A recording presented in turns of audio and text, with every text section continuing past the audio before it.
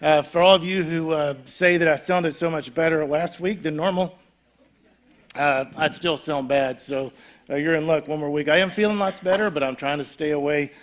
Man, this stuff's going around, isn't it? But anyway, for those of you who believe that if you love Jesus, you'll never get sick, you're in the wrong church. So I totally believe in Jesus, and he's like, sorry, Thomas. But hey, if you're new, Thomas Child's also co-pastor with Cameron. Welcome.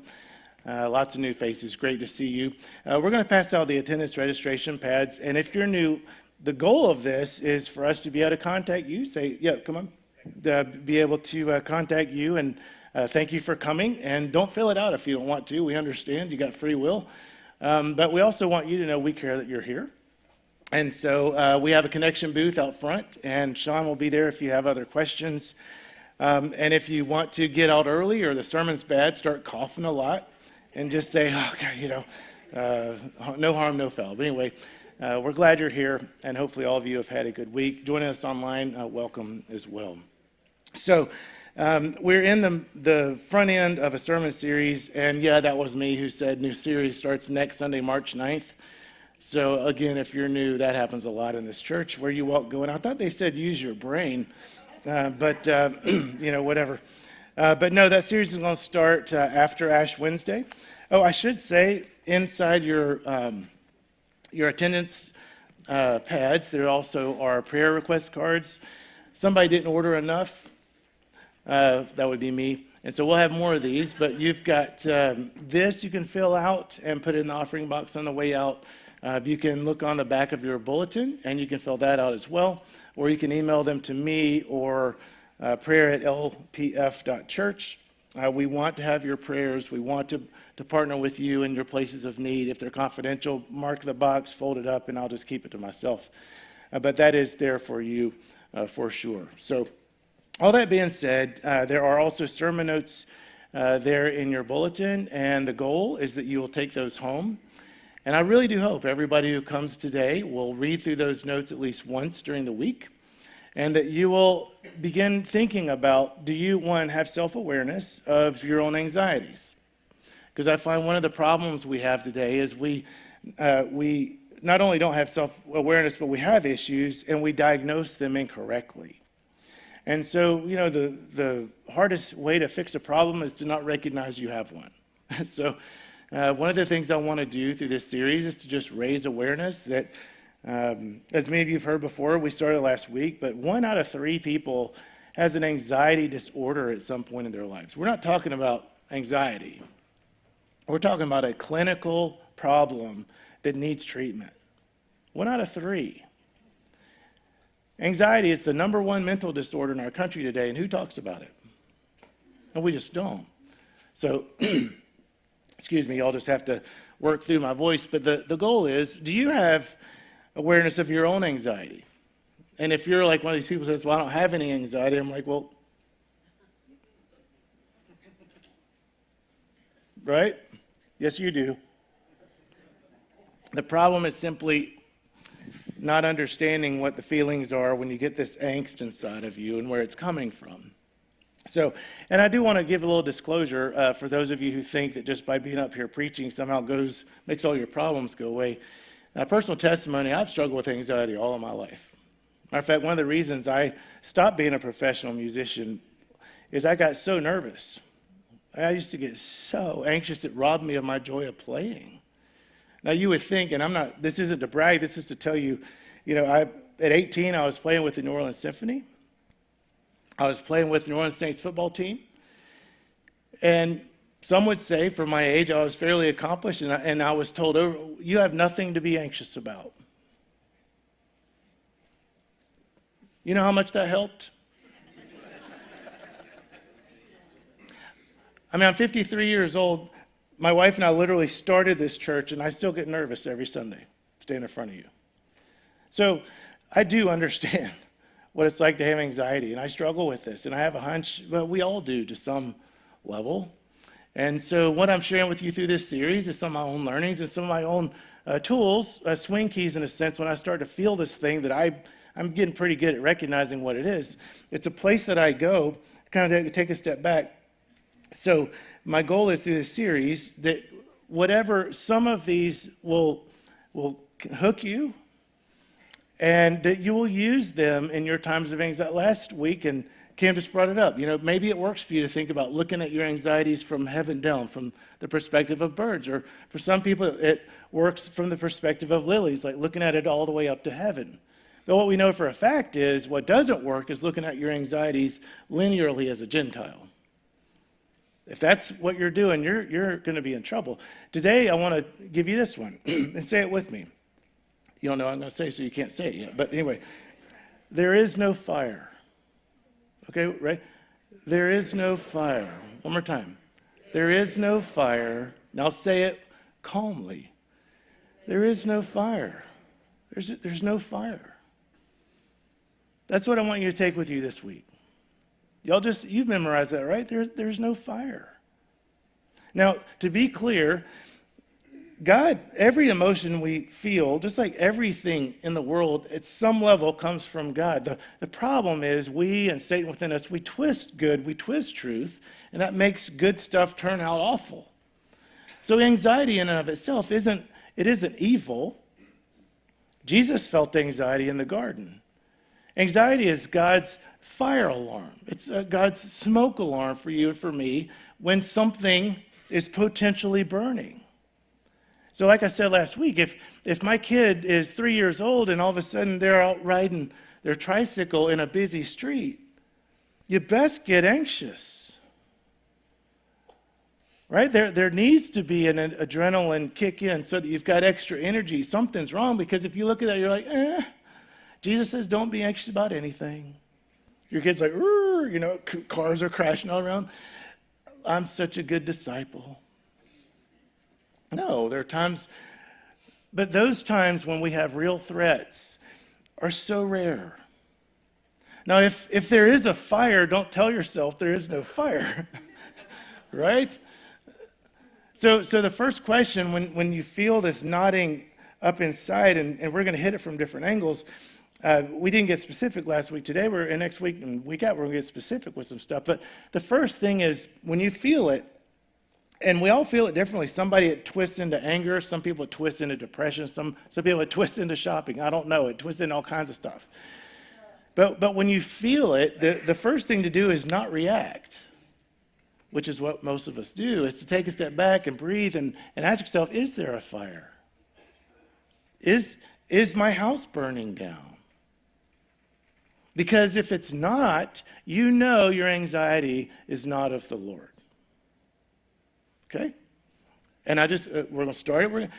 And at that point, if nothing else, you take this away with you this week, put it on your radio in your car when somebody's causing you anxiety on the highway. Put it on wherever at work. There is no fire. Unless there is, then go put it out. But there's no fire. Breathe. Now, culturally, there's always a fire. I mean, the news, what's the whole point of news? It's like to always, thank you, yeah, I do think I need that. Culturally, the whole point of news is to create fires. And even when the fire goes out, we make another fire. And so one of the things to realize that's very difficult is when Jesus says in the early chapters of John, you people walk in darkness, he's saying we walk in darkness, right? We can't see. Which means when we're doing cultural stuff, that helped a lot. Did you put whiskey in that? No one had. Nice scotch. Anyway, no, totally kidding. If you're new, he's drinking up on something. No, but it wasn't the communion juice. Cameron wasn't telling the truth about it. No, that's not true either. But the deal with, and today we're going to hit this quickly, but I'm going to hit it pretty hard. Our culture thrives off anxiety. I mean, our economy lives off of it. I mean, the whole point of good marketing is to make you anxious about what you don't have, about what others have, is to redefine who you are, and we're going to hit that one hard today, so that something within you does start to get tense and you need to act to scratch the itch. So we are bred to be anxious because that's what keeps everything moving forward. And Jesus comes along, and so many things with this great reversal. He said, I know you've heard it said, which basically means this is the way everybody else does it, but I say to you, that's a terrible way to live your life. Now, y'all think carefully. We talked about this today. What's your big anxiety? What's the one thing or the one person that causes you stress, that makes you upset? And I'm going to suggest one of the big ones for most of us is other people. Other people make me upset. Most of you upset me most of the time, right? You watch the news, politics. Are you kidding me? When we're not getting along at home, which honestly is pretty rare for us now, but we have when you're not getting along with friends or church members or, your pastor, whatever, other people create a lot of anxiety in our lives, don't they? And don't look at your spouse. But they're part of it too. What happens when you're having a bit of a fight? You go off to work and you got to come home. How do you feel? Anxious, right? So, this is everywhere. And so in John, we've got 3 passages today. John 6, John 4, John 15. It's so weird how Jesus keeps saying stuff that seems true. It's like he's God or something. It's bizarre. But this is after Jesus has fed the 5,000. He's walked on water. He's done all kinds of amazing things. And after he had fed them and kind of gone to the other side of the lake, all these people gather. Cameron already kind of alluded to this, but they're wanting something from Jesus. But the problem is they're wanting the wrong thing. And so in verse 26, he looks at all these people and he's like, I assure you that you're looking for me not because you saw miraculous signs, but because I fed you dinner. Now, granted, some of you are good cooks. I get that. Some of you are like, I think you're my friend only because I cook you good food. I'm like, well, you're a really good cook, This is the one. Don't work. The word work here isn't simply going to work and a paycheck. It's like, don't put your energy into. Right? Don't put your priorities, your values, your ultimate concerns. That should never be focused around food that doesn't, my translation says last, but it's a deeper word. The Greek word there, it doesn't fill you for real. It doesn't satisfy. But instead, work. Spend your energy. Put your values, your priorities, your ultimate concerns into getting the food that endures for eternal life, which he's saying, I, the Son of Man, will give to you. This is a huge statement. And then verse 32, Jesus says, listen, I assure you, it's not Moses who gave bread from heaven, but my Father who gives true bread. Now, we got to ask the question. We don't have to, but it'd be nice if we did. What is true bread versus untrue bread? It's kind of like, all natural flavors. I want to ask, well, what's unnatural flavors? It's not on the periodic table? Y'all don't find that interesting? Anyway, this is something doesn't exist on the periodic table. Now, that's unnatural flavors. But anyway, I still think that's funny. My Father gives true bread from heaven. And then Jesus replies, verse 35, and I am, this is one of the big I am statements, bread of life. Whoever comes to me will never go hungry. Whoever believes in me will never thirst again. Going back to living water. Now, that's a huge statement because he's beginning to offer a way to live your life that says you can be full in this life. You can be satisfied. And I would submit to you, most of us aren't. Most of us, we're walking around just always hungry. Now, granted, we fill these appetites for a moment. But tomorrow morning, even if you go on a cruise this week and you eat 8 meals a day, it's the weirdest thing. I'm pretty sure I gained like 18 pounds a day the last time I went on a cruise. But the minute I got back, Hey, Gladys, what's for dinner? Right? It's like, how are you hungry again after that? I don't know. You want some gumbo? Sure, good. It's like, it doesn't satisfy. It's momentary, and that's every worldly thing. A car, oh, it feels so good when you first get it, but 6 months later? House? Everybody's like, yeah, my new house is going to change my life. Sure it is, until the AC goes out. That's 18 grand if you hadn't checked lately. So, why do you work so hard? Why do you focus on things that don't satisfy? And the answer is because that's what everybody else does. That's what everybody else does. And that's what we're told. This is what's going to work for us, for our children, right? I want my kid to grow up so he can have a good job, make lots of money, so he can have a nice house, a nice car, and a nice spouse so he can be satisfied. That's another thing. People who are single, we're basically told you can't be satisfied until you're married. Or people buy into this. It's like nobody can be satisfied single. There's this like shaming single people. It's like, have you met married people? Like, apparently you're not paying attention. Social media. So we're starting to see people satisfy. Social media. Instagram, yeah, you TikTokers too. X, Twitter, I don't know what they call it anymore. But it's all Instagram, it's Facebook, it's all about what other people think about me. It's all about what other people think about me. And not only that, even with this book, Christian Logic 2, I'm going to preach in March. Part of the problem I went on there, I haven't even looked at it, to be honest with you. I've got one review on Amazon, and it's a 1 star, and it says, I never ordered the book. I was devastated. Like, I have no worth in the world.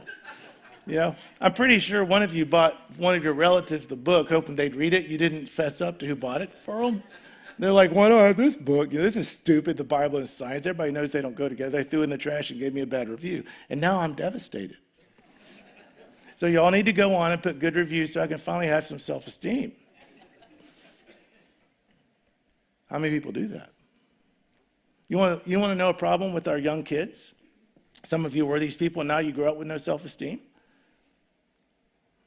Who's setting the standards for what it means to be a young woman today? You know why we have a problem with eating disorders and all this, clothes? Because they're being told by other people, this is what you need to look like. You're too fat, you're too thin, you're too stupid, you don't dress right, you're not with the right people. And so all of our youngsters are trying to mold themselves to what they're seeing on these devices. Are you kidding me? No wonder they've got ridiculously terrible self-esteem. Like, it's tragic. Same thing with guys.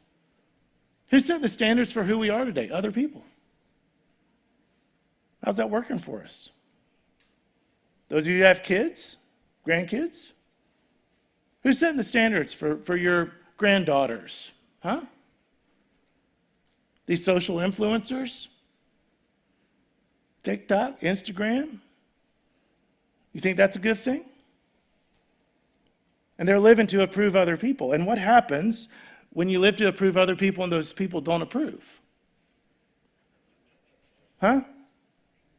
Now I'm just getting mean, aren't I?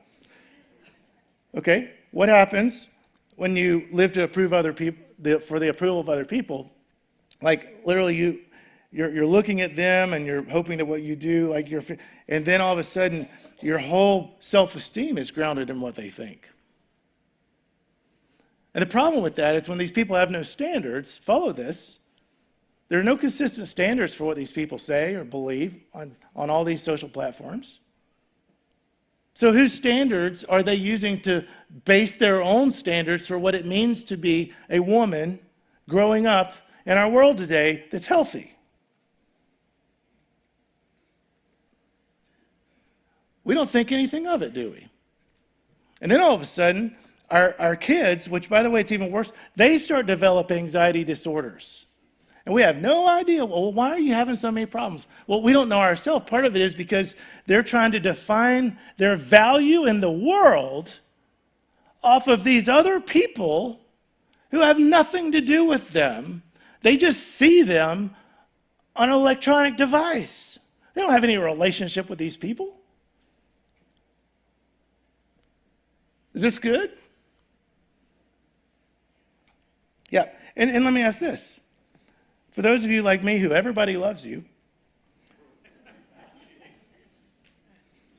33 years of ministry, the truth is only 2 people have ever not liked me. That's not true, by the way. But anyway, here's the thing. Like, if we got a full church, it's great to see. Let's say there are 250 people here. I can't tell, but who knows? And 249, great sermon, Pastor, great sermon. I'm like, oh, I'm just all feeling good about myself. And then one person walks out, that's the worst sermon I've ever heard. And I'm going to Compass. I'm like, I just want to dig my own grave, throw the dirt over my head, and die. But just 249 people just said you were amazing. I know, but what happens when the one disapproves? What do we focus on? This is messed up. And what happens when the one disapproves? Something inside of me breaks and gets anxious. Now you got to think carefully. How does this apply to you? Some of you are like, I never get anxious about what other people think. Yes, you do. Just turn on the news and put some news on there that you disagree with and tell me how long it takes before that person starts talking stuff you disagree with before you start getting anxious. I don't care what other people think. Sure you do. When they disagree with you, you really care. This idea that we need other people to agree with us and to accept us and to like us for us to have decent lives, it is so messed up. Jesus says in John 15, it's very interesting. When he's talking about the beginning of this passage, I am the vine, this beautiful passage. I'm the vine, you're the branches. Remain in me, I'll remain in you if you keep my commandments, and love me and I'll love you. He's like affirming them so much on like the standards of God, which, by the way, we can trust God to not change his standards concerning his love for us. But it's fascinating at the end of chapter 15, Jesus isn't talking about the touchy-feely, oh, this feels so good, vine and branches. All of a sudden he gets real personal because he's saying, look, if the world hates you, know that it hated me first. Reword that.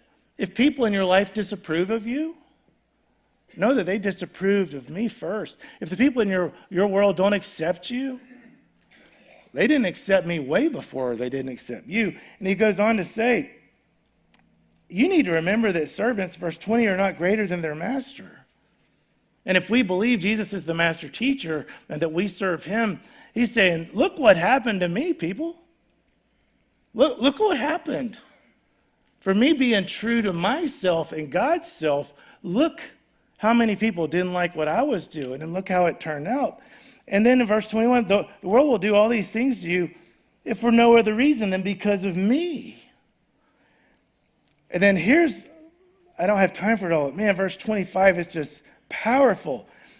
This fulfills the word written in their law that they hated me without a reason. Now, y'all hold on to that one. They hated me without a reason. Why is that important? Why is that important? You're trying to counsel a 14-year-old girl who's struggling because she's not getting accepted by the cool kids at school. What if they don't have any reason for not accepting her at all? They just don't want to. What if people don't accept you? And there's no reason. They don't like you. Right? You're like, I feel that way about your sermon right now, Thomas. Look, they hated Jesus without a reason. Do you think everybody's going to like you? I mean, he was perfect. They had no reason to like him, and they crucified him. Have you met you? So everybody's got a reason not to like you. No? Yeah? Here's my point.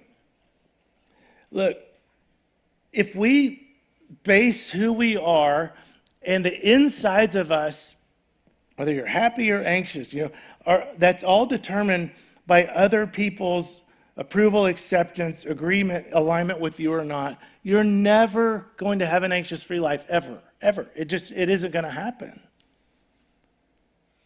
It can't happen. Because this is people.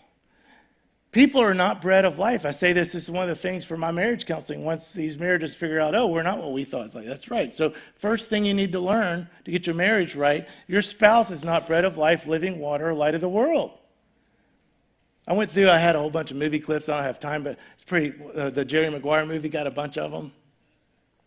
And his line to Dorothy, "You complete me." I want to yell at the screen, "No, she doesn't."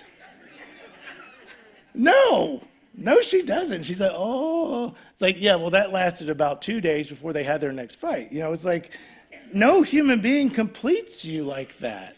We can partner together. We can walk together. We can share life together. But the minute you start thinking some other human being is supposed to meet your expectations of what they're supposed to be, that your goal isn't to help them become who God's called them to be, but their job is to meet your needs, right? Because you have a hole in your life and you got married so they'd fix the hole in your life. But you are in trouble.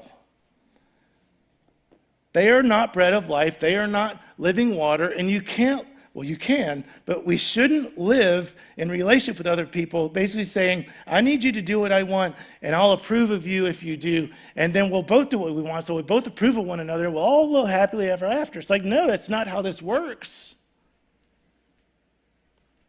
That's not how this works. Jesus loved other people. He literally cared so much about other people, but I have a hunch he didn't care so much what they thought about him, such that he changed who he was because of what they thought about him. Which leads me to my last passage in John chapter 4. I'm going too fast. This is why these are in your notes, but this is so powerful. This is the big idea. Then we'll pull all this together and send you home. Again, now we're talking about how you allow other people to influence what's inside of you, and how, yes, while Jesus grieved and he got upset when other people did terrible things, it didn't change who he was on the inside. How is this? How did he pull this off? Going back to the food metaphor, the whole woman at the well thing, just an amazing story. But after that, in verse 31, the disciples came back and they're like, hey, Rabbi, eat. You got to be hungry. You've had a long day, long journey, whatever. And Jesus says, I have food to eat that you know nothing about. Notice Jesus being consistent? This is a very different scenario from John 6 after the feeding of the 5,000, and yet he's using the same language. The disciples are like, did you cook a steak for Jesus? I mean, anybody, y'all frying the fish and chips? What's going on? Like, how is he not hungry? We're starving. Can we eat if he's not going to eat? Because we're hungry. They're like, and Jesus said, I am fed. You could add, I am satisfied, right? By doing the will of the one who sent me and by completing his work. Boy, that's a big idea. It's the idea that I don't need what you people offer to be satisfied. You can't give to me, Jesus is saying, what I need to be satisfied. The only way I'm going to be satisfied, Jesus says, is to do the will of my Father. Because he always fills me. Now, folks, it's a big idea. When you look at other people who upset you, who give you anxiety, one of the big things we need to, it's so helpful, is to start asking yourself, what are you hoping to get from this person? Who are you thinking this person has the capacity to be? Are y'all following this? If you get in your mind, this person cannot be bread of life, living water, light of the world, good shepherd, This person cannot lead me out of darkness. They can't fix my problems. This person's not Jesus. They're just a person. Right? This person can't satisfy. They don't have the capacity to, because they're just a person. There's a person. But Jesus, who is bread of life, living water, they can be a part of my life. But if Jesus, who's bread of life, living water, satisfies this hunger within me, this thirst within me, and then this person comes into my life, all of a sudden it's like, look, I don't need anything from you. Jesus already gave me everything I need. But man, what a blessing you are to come be a part of my life, even though I'm full with Jesus here too. It really changes things. And then when people say something that just so upsets you, ask yourself, why does this upset you so much? Right? Are you really thinking people aren't going to say stuff to upset you? Brad Franklin, last little piece I've talked about, but he talks about locus of control. Everybody's probably heard, God's in control, God's in control. That's not really true. I'm sorry, folks. We have free will. God can be in control if you willingly yield and surrender your life to the Lord. Now, that doesn't mean Romans 8:28 isn't true. God is in control in the sense that he works all things out for the good of those who love him, but people have free will. And God doesn't manipulate or pull puppet strings, folks. And what we do is literally we take the control that rightfully ought to be God's. God ought to be in control. We take it away from God, and when somebody does something you don't like that gets you anxious, what you do is you take the control of your life and you hand it to this person. Literally, you hand it to this person, and sometimes you let them control you years after whatever they do that hurts you. One of the worst things about abuse for kids and everything is here you are 10, 20, 30, 40, 50 years later, or people who endure tragedy. They're always living in the past because at that point in their life, they took control of their happiness and they gave it to this tragedy and they've never taken it back. Who's in control of your life? Other people? Is that good? The answer is no.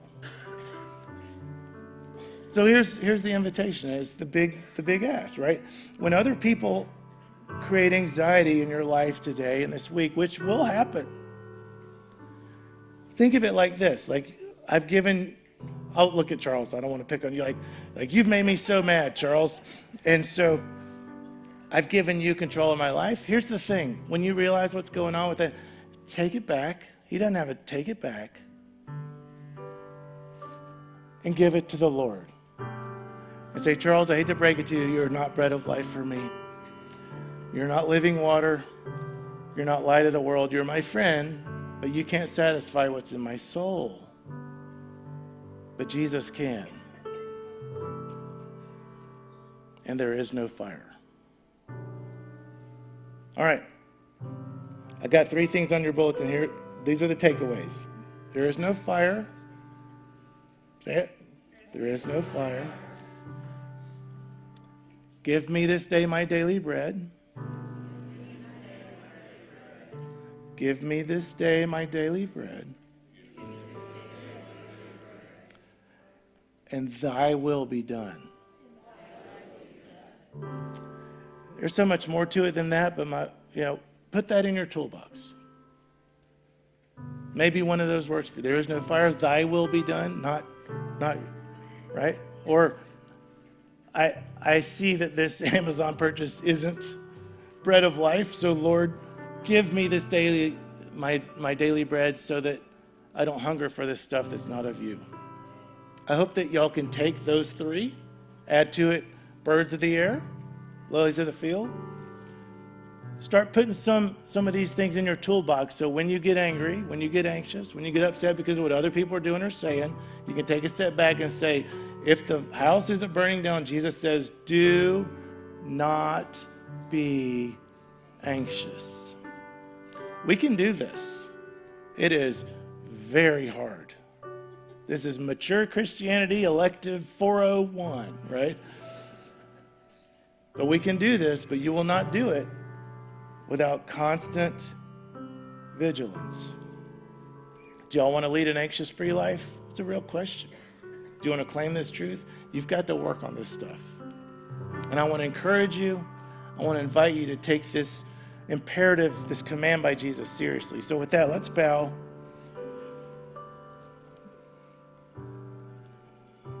Who in your life today, and don't nudge them if they're sitting beside you,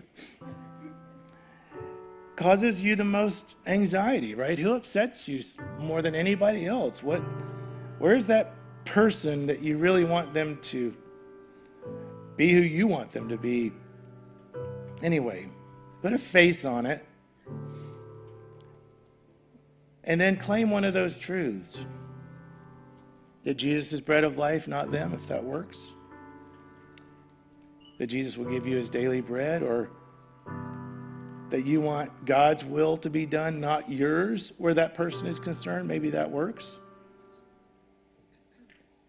And if the house isn't burning down, maybe you need this one. Look, there's no fire. It's just a relationship, and relationships have problems. So, okay, there's no fire. Breathe. Live into Jesus and go work on the issues you can work on and let the rest go. Pray about that for just a moment, and then I'll wrap this up.